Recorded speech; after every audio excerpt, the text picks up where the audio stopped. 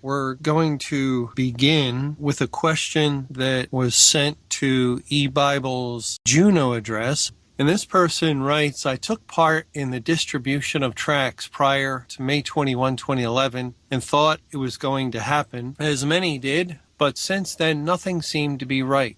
I wanted to point out that 2033 is only a year and not a day or hour. This coincides with no man shall know the day or hour. He doesn't say year in the verse. So although this is a technicality, it makes sense and fits. This is the first time a year only is in view. I'd like to know what you think of this. Thanks. Well, no, I don't think that's correct at all. When we read in Matthew 24, as well as some other places, this statement in verse 36 of Matthew 24, but of that day and hour knoweth no man, no, not the angels of heaven, but my Father only. The day and hour is really synonymous with judgment.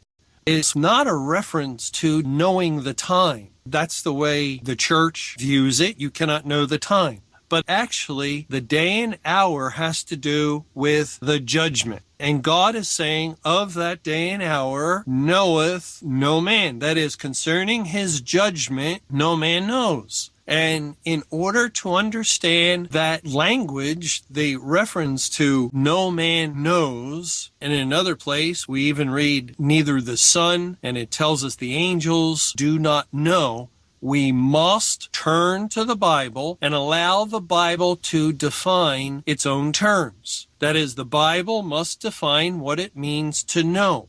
And the Bible does very clearly in the Old Testament.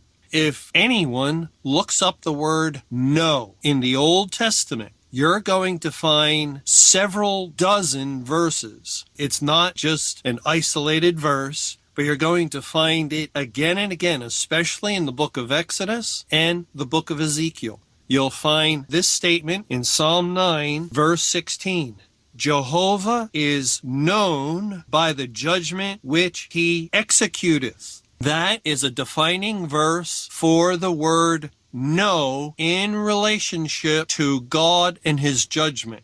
Jehovah, God, is known by the judgment which he executeth or carries out. That is, no man knows the judgment of Jehovah, God, until he carries it out. And we see this in Exodus 14, verse 4, and this is the time after the Israelites have come out of Egypt and Pharaoh is pursuing. In Exodus 14:4, and I will harden Pharaoh's heart that he shall follow after them, and I will be honored upon Pharaoh and upon all his host, that the Egyptians may know that I am Jehovah. And they did so. You see, God there is saying that once he's honored upon Pharaoh and his host, then this will enable the Egyptians to know that he's Jehovah. Or in the same chapter, it says in verse 17, and I, behold, I will harden the hearts of the Egyptians, and they shall follow them. And I will get me honor upon Pharaoh and upon all his host, upon his chariots and upon his horsemen. And the Egyptians shall know that I am Jehovah when I have gotten me honor upon Pharaoh, upon his chariots, and upon his horsemen. Now, at what point did God get that honor? It was when he closed the Red Sea upon them, and they drowned. They perished in the Red Sea. At the point of their destruction, that's when the Egyptians knew that he was Jehovah, that he was the God of Israel. Through the experience of the judgment, it said again in Psalm 9, Jehovah is known by the judgment which he executeth. Through the experience of that judgment, man comes to know Jehovah. Or in Ezekiel chapter 28, and we can go to many verses just like this. Ezekiel 28, verse 21 and 22. Son of man, set thy face against Zidon and prophesy against it, and say, thus saith the Lord Jehovah, Behold, I am against thee, O Zidon, and I will be glorified in the midst of thee, and they shall know that I am Jehovah, when I shall have executed judgments in her, and shall be sanctified in her. Again, there's the correlation. God is known to be Jehovah when? At the point of the execution of judgments. That's when man comes to know. Remember what it said in Matthew 24 regarding those that perished in the flood. Now, they had heard. Obviously, they knew of the warning through Noah's construction of the ark and his preaching. Since he was a preacher of righteousness, he would have told them, the flood's coming, the flood's coming, the flood's coming, for decade after decade. And the ark would have been taking shape and coming together, and all the while, the consistent message, the flood is coming, the wrath of God is coming. And yet, amazingly, but not amazingly, because man is dead in sin, and therefore the spiritual truth of advance warning does not penetrate his hardened heart. And so in Matthew 24, it says in verse 37, but as the days of Noah were, so shall also the coming of the Son of Man be. And these verses follow Matthew 24, verse 36, but of that day and hour knoweth no man.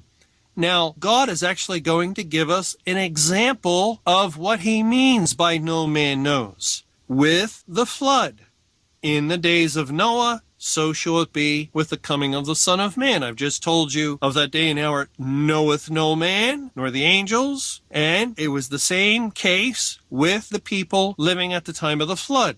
Then in verse 38, for as in the days that were before the flood, they were eating and drinking, marrying and giving in marriage until the day that Noah entered into the ark. Now, first of all, obviously, Noah and his family knew beforehand the day of the flood, because God told them, yet 7 days. They knew the exact day, so there goes that theory that the Bible teaches we cannot know the exact day. Noah knew the exact day that he was to enter into the ark, that the judgment of God was coming. And therefore, when Christ says of that day and hour knoweth no man, it cannot. It's an impossibility for it to be referring to the actual time or day. No, the example Christ is giving us historically proves that a man knew the day. So that's not in view. But, however, what is in view is that they were eating and drinking, marrying and giving in marriage until the day that Noah entered into the ark. And then in verse 39, and knew not until the flood came and took them all away. What did they know not? Until the experience of the flood. Until they experience the judgment executed. Then they knew Jehovah. Just as it says in Psalm 9, verse 16. That is the biblical definition for what God has in mind when he says of that day and hour knoweth no man. That is, at the point Jesus made the statement, no man has yet to experience the final judgment of God, nor the fallen angels, neither the Son, because he had not yet gone to the cross and suffer in the demonstration that he still had yet to do. Yes, he knew it as the Son of God from the foundation of the world, but this was a different matter. He never knew the wrath of God upon him when he was not bearing sin. That is the answer. We've gone back and forth with this for years and years. We've thought for a time the idea, well, you just can't know the actual day. No, that's not it. Then it was, well, it's talking about Satan, or the Son is not referring to Christ. And no, that's not it. It is referring to Jesus. The Bible's definition for know means to experience the wrath of God. And until man experiences the wrath of God, he does not know the judgment of God, because the judgment of God is known by its execution. And then God comes to be known to the Egyptians or to the sinner that is under his wrath.